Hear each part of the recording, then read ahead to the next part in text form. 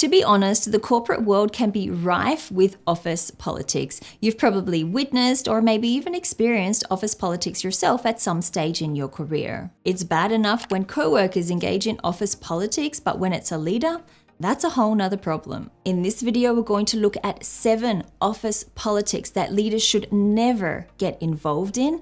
If you are an emerging leader, it is in your best interest to pay attention to this video very carefully to know which office politics you should avoid, so you can work on creating a good and a positive reputation for yourself as a leader and not a toxic one. Let's get straight into it. Office politic number 1 is favoritism.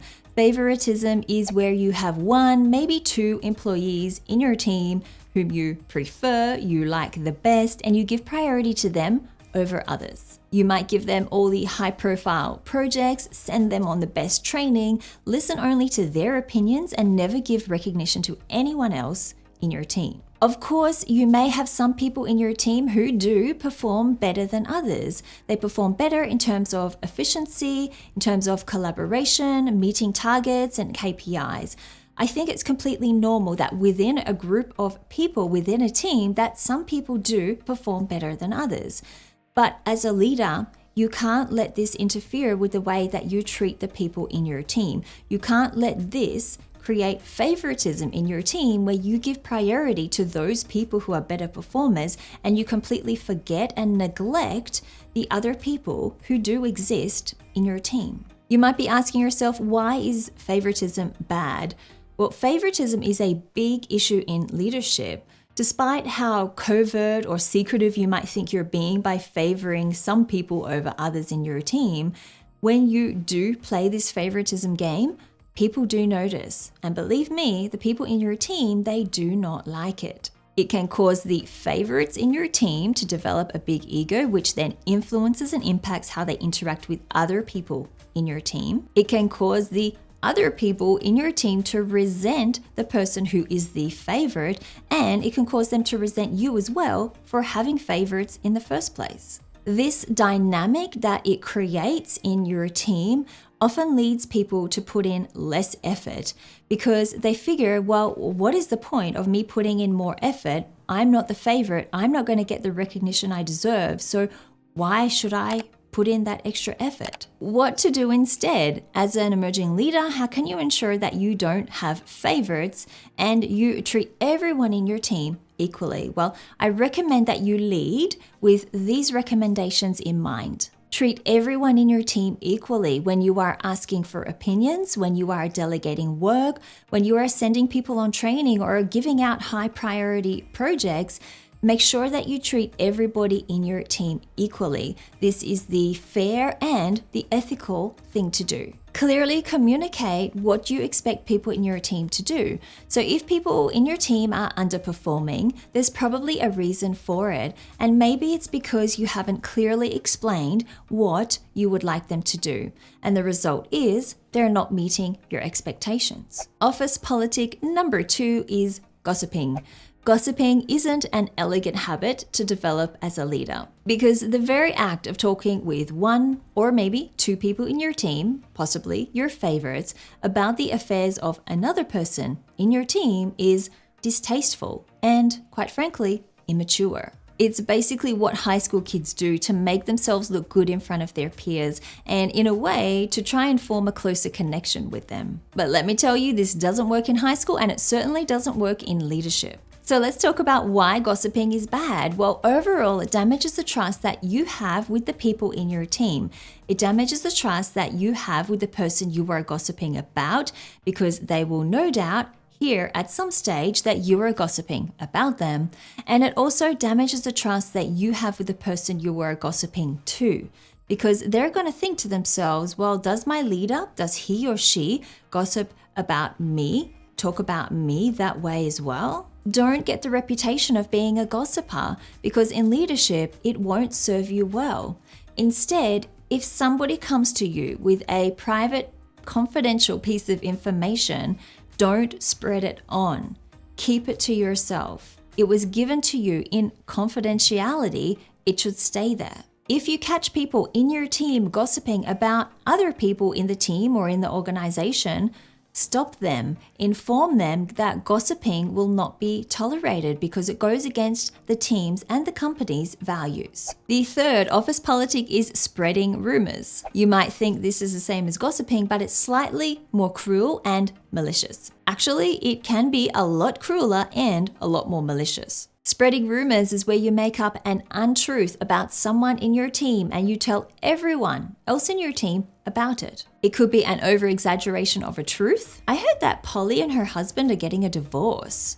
Hasn't he just gone on holiday? Or it could be something completely untrue. Did you know that Peter was fired from his last job for harassment? I thought he left because he was a victim of harassment. Why is spreading rumors bad? Well, in either case, whether it's an over-exaggeration of a truth or a complete untruth, it doesn't make you look good as a leader. People might think that you have a distorted sense of reality or that you're a complete liar, rather than the balanced, level-headed leader they expect you to be. And in some cases, spreading malicious rumors can be considered harassment, discrimination, slander, or defamation with potential legal consequences. Instead of spreading rumors about people in your team, live in the truth. Don't over-exaggerate for theatrics. Don't make stuff up about people. If you're not sure about something, find out the truth before you tell anyone else about it. And I highly recommend that you don't spread personal information about people in your team at all. If you like what you have learned so far in this video, then I encourage you to hit the subscribe button below this video, where every week I share videos on leadership to help you advance in your leadership journey. Let's get back to the content. Office politic number 4 is backstabbing. This is where you intend to discredit someone in your team by putting them down, by belittling them, or by accusing them of something untrue. Backstabbing is more common between co-workers because some people see it as a way to get ahead in their career by stepping on others or by keeping them down.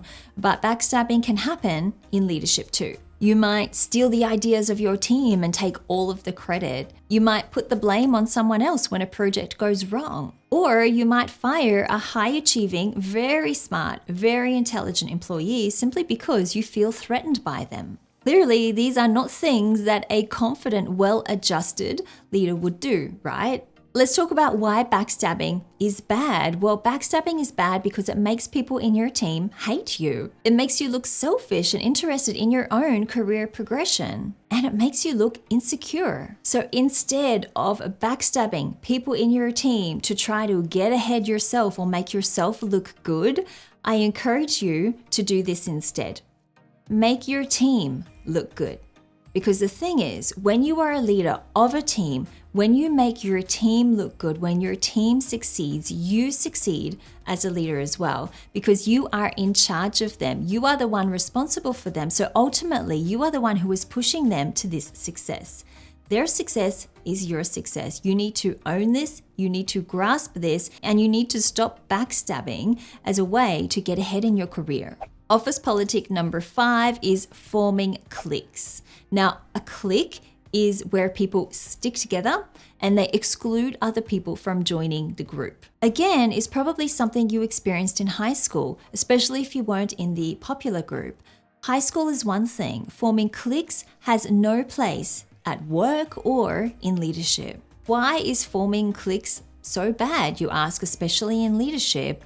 Well, because it makes people feel left out and it damages their morale at work. It breaks the team's bond and it damages camaraderie in your team. It encourages unhealthy competition and bullying.